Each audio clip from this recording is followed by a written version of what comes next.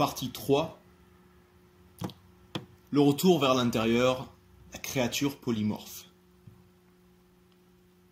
L'imagination et la fantaisie ont, depuis ma plus tendre enfance, été nourries quasi quotidiennement par les contes mythologiques que me racontait ma mère et par les histoires que l'on s'amusait à inventer ensemble, juste avant de tomber dans les bras de Morphée.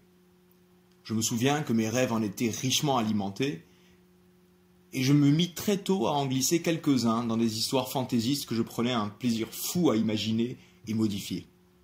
Ce plaisir d'inventer des histoires m'est bien sûr resté, et j'en userai ici pour illustrer tant bien que mal les mécanismes de la conscience dans ses manifestations mentales et sensorielles, telles que mon imagination me les présente souvent.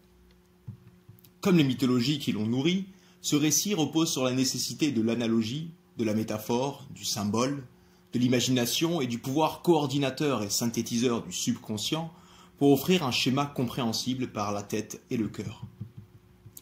Ce petit récit s'appelle donc La créature polymorphe et bien sûr, comme vous l'aurez imaginé, il se lie sur plusieurs niveaux de lecture et de conscience. Je vous laisse donc voyager avec moi dans ce récit imaginaire symbolique et j'espère qu'il vous apportera quelque chose comme il m'a apporté lorsque je l'ai écrit.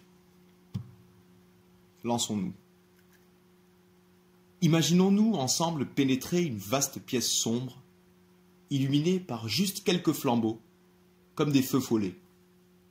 À quelques mètres, nous apercevons une créature gardant une porte énigmatique et mystérieuse. Sa forme n'est pas nettement distincte, mais elle semble pouvoir en posséder plusieurs et en changer à volonté. Nous avançons doucement, tout en essayant de percevoir non seulement qui elle est, mais aussi ce qu'elle semble garder avec autant de rigueur et de vigilance. Très tôt, la créature s'aperçoit que l'on a discerné la porte mystérieuse, qui nous appelle d'un air familier, comme si nous l'avions déjà ouverte, comme si l'on connaissait intimement ce qu'il y a derrière, mais sans pour autant pouvoir clairement décrire ce que c'est. Halte! La créature se dresse, fixe et intransigeante, barrant l'accès. Sa silhouette est encore trouble, mais sa présence se fait sentir.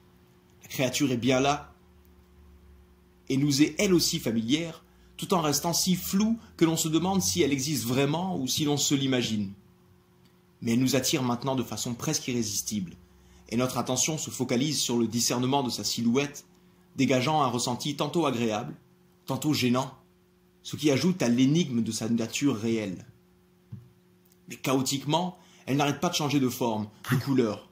Chaque forme, chaque couleur nous touche et résonne en nous, mais pas assez longtemps pour une identification claire, et de plus en plus épris d'une intense curiosité, nous avançons.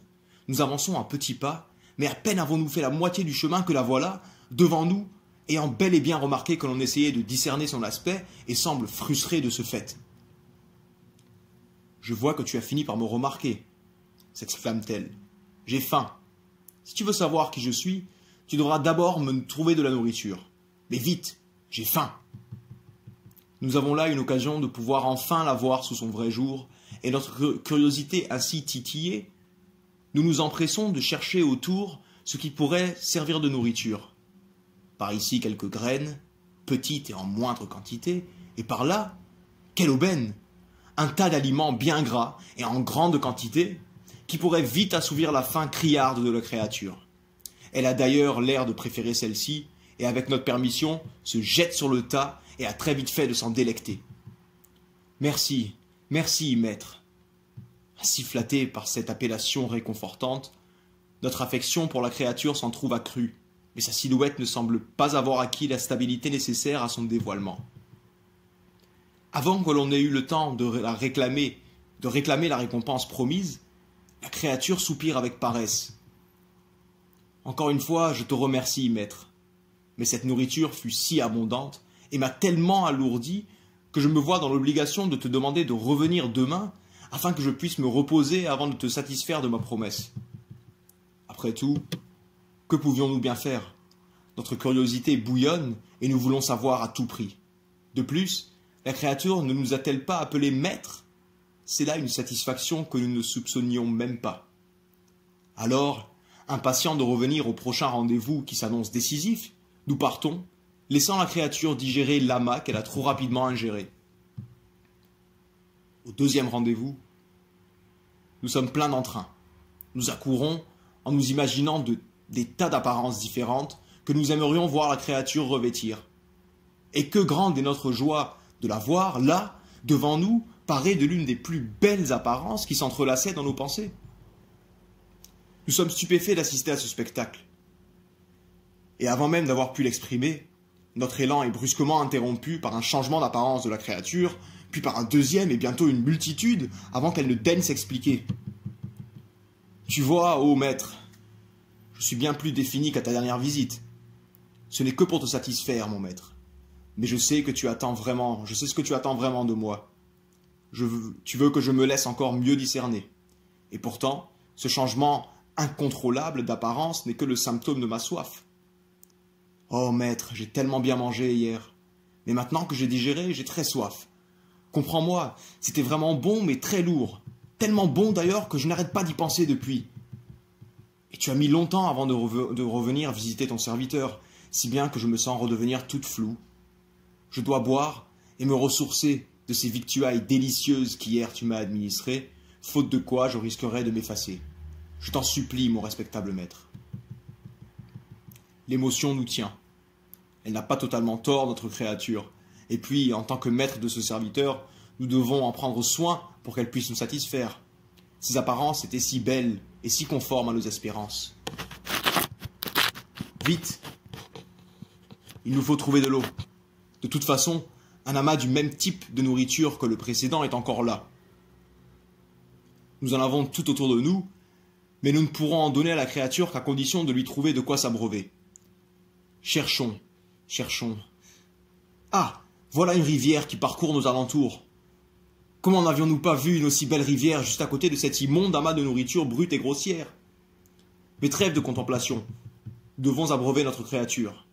La source d'eau se trouve à une distance qui la rend accessible, mais tout comme la première fois, elle doit d'abord avoir notre approbation, sans laquelle elle ne peut effectuer de mouvements trop amples.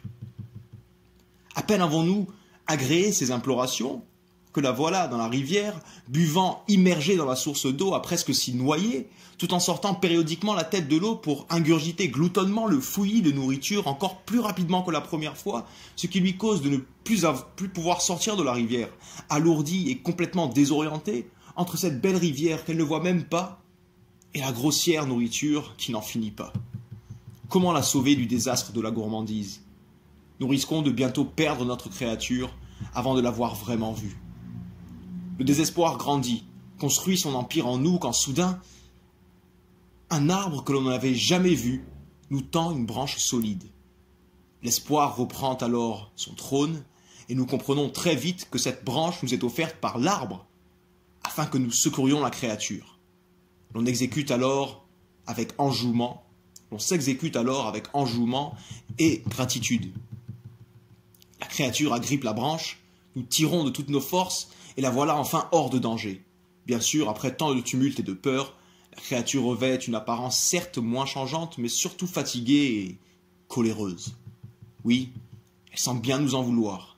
Comment l'a-t-on laissé se goinfrer autant, en n'ayant pas pensé à elle, mais plutôt à l'apparence plaisante et flatteuse qu'elle revêtirait? Ses yeux cernés et injectés de sang nous fixent, et nous prévoyons aisément la violence de sa charge. Elle entame maintenant sa course, sans avoir eu besoin d'autorisation quelconque, et le maître que nous sommes est radicalement défait de ses fonctions. Nous tentons de nous préparer tant bien que mal au choc de son attaque, et pour ce faire, utilisons la fameuse branche qui a sauvé notre assaillant. Contre toute attente, la créature, à 2 doigts de nous heurter de son courroux, s'arrête.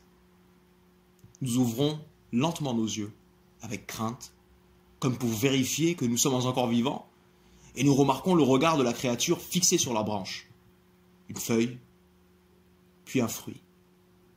Notre regard suit alors celui de la créature, et un soudain émerveillement s'empare de nous. Nous n'avions jamais vu une telle beauté, et la créature non plus. Silence. C'est la première fois qu'une harmonie aussi fusionnelle se produit entre le maître et le serviteur, et à un rythme synchronisé, tous les deux suivent la direction que pointe la branche aux fruits resplendissants, indiquant un arbre majestueux, fièrement garni d'un arc-en-ciel de fruits et enguirlandé d'un feu d'artifice de fleurs.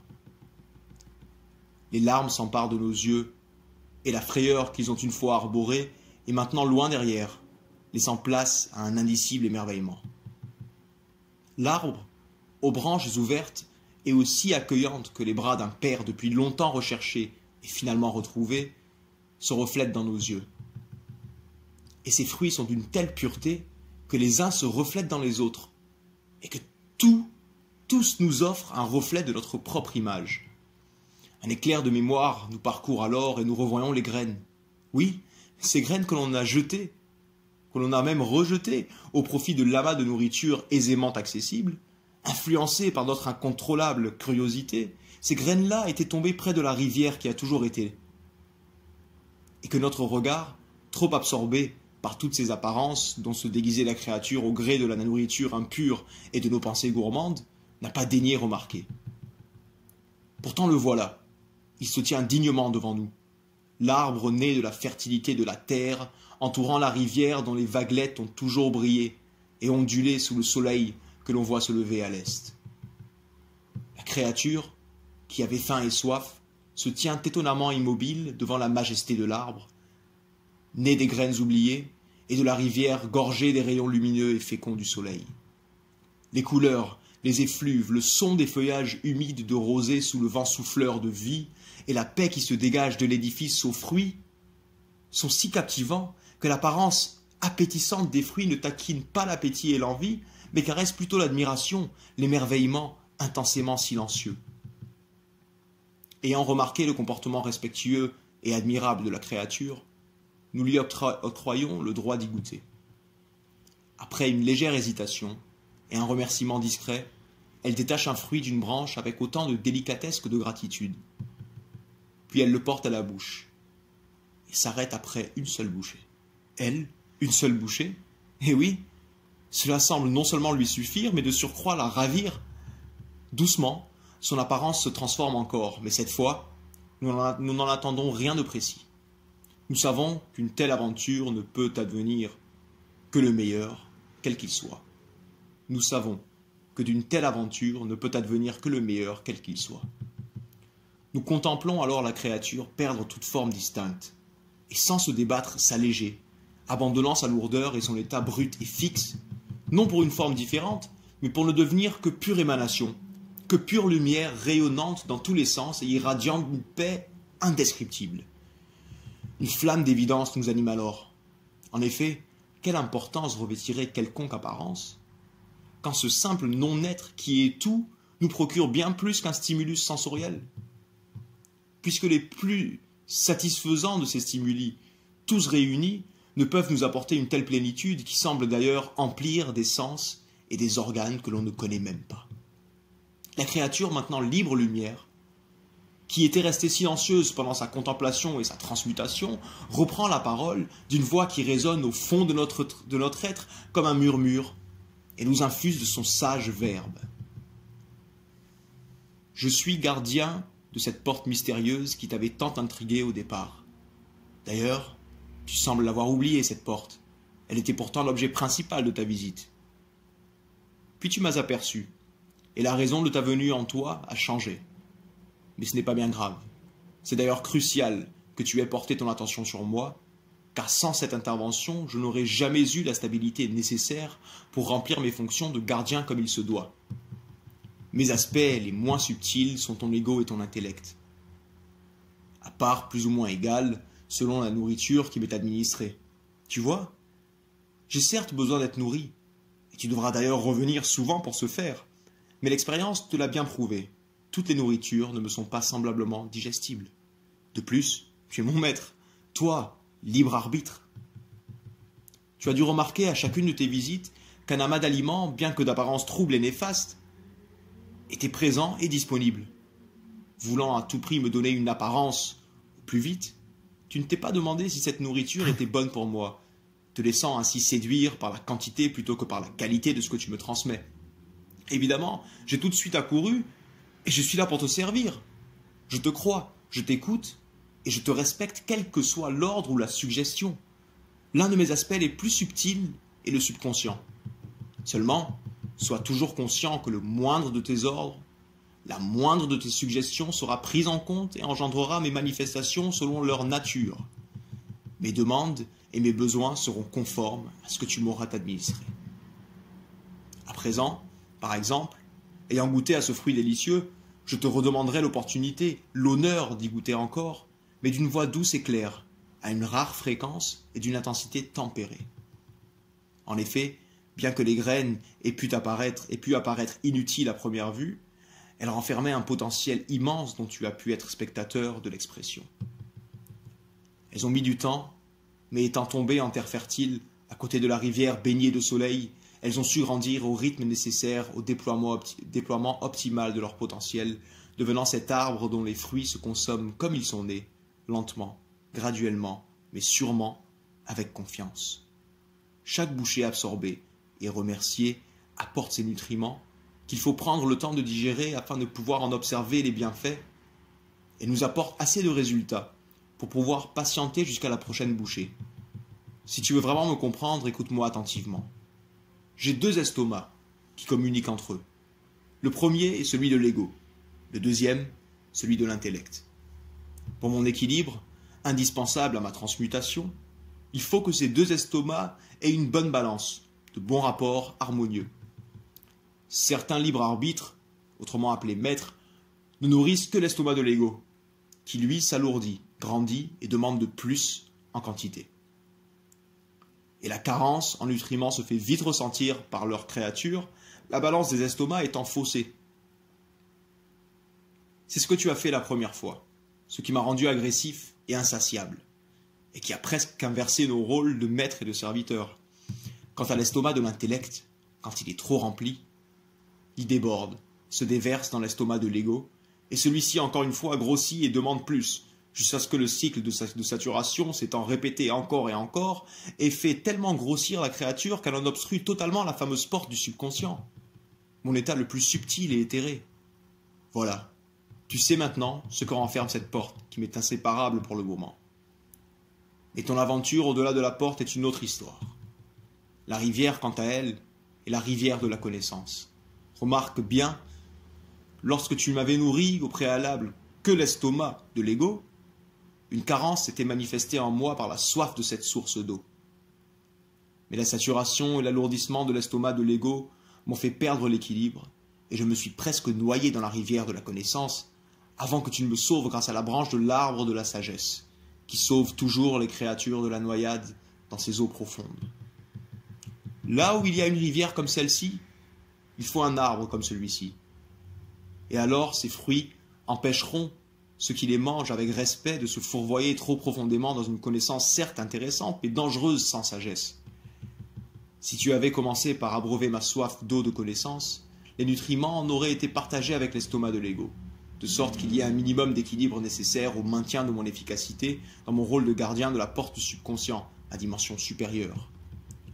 Puis les fruits de l'arbre de la sagesse, nés de la terre de l'ego, balancé et maintenant prudent, de l'eau de la connaissance tempérée et de l'air qui de sa justice porte la fertilité de l'éther, auraient porté à lente combustion tous ces nutriments et les auraient fait fusionner par le feu en cette magnifique substance purificatrice qui nourrit ma transmutation en ce que je suis maintenant, cette lumière volatile et stable à la fois. La nourriture trop rapide est toujours néfaste et sature l'estomac de l'ego qui, lui, ne transfère rien à l'estomac de l'intellect, faisant ainsi grandir une soif latente de l'eau de la connaissance. Puis, comme tu as pu l'expérimenter, la soif grandissant de façon sous-jacente, l'abreuvement se fait lui aussi néfaste et excessif, jusqu'à saturation des estomacs et inharmonie, déséquilibre et chaos. Après avoir goûté aux fruits de la sagesse, cette nourriture rapide m'indiffère. Je t'ai dit que tu devras souvent revenir. En effet, j'aurai souvent besoin que tu reviennes planter d'autres graines, mais ne les cherche pas trop loin. Les fruits de l'arbre de la sagesse en contiennent. Une fois que l'art de semer ces graines et d'assumer leur récolte avec humilité, gratitude et bienveillance te sera pleinement acquis, tu n'auras qu'à développer ton assiduité à l'œuvre et tu ne tarderas pas à voir les fruits embellir et se développer. Tes périodes de retour dans ce royaume devront cependant être nourries par un amour inconditionnel, sans lequel l'accès en ses profondeurs te sera impossible, bien que tu en sois le maître. Quant à moi, gardien et serviteur, je te promets que l'amour et l'attention que tu me portes et ton retour régulier vers ton royaume intérieur me laisseront un jour te révéler ce que cache cette porte. Et tu peux me croire, ta réelle aventure n'aura de début qu'à cet instant. Mais silence, silence. Dans ce royaume, pas de bruit. C'est pourquoi autant d'entretien y est nécessaire. Mets-y de l'ordre et entretiens l'harmonie de ces éléments, afin qu'il n'y ait plus de bruit criard d'un estomac affamé, plus d'éclaboussures d'une créature assoiffée qui sauterait pieds joints et la tête la première, avant le cœur, dans la source de connaissance, plus de gémissements, de complaintes d'avoir absorbé trop vite une nourriture mal choisie et mal équilibrée. Alors silence dans ce royaume, silence, ordre et harmonie. Et à toi, et en toi, s'ouvrira la porte de l'infini. C'était la troisième partie, exprimée par ce récit allégorique et symbolique, que j'invite tout le monde à analyser en ses propres termes et à faire germer au plus profond de chacun. Voilà. Merci.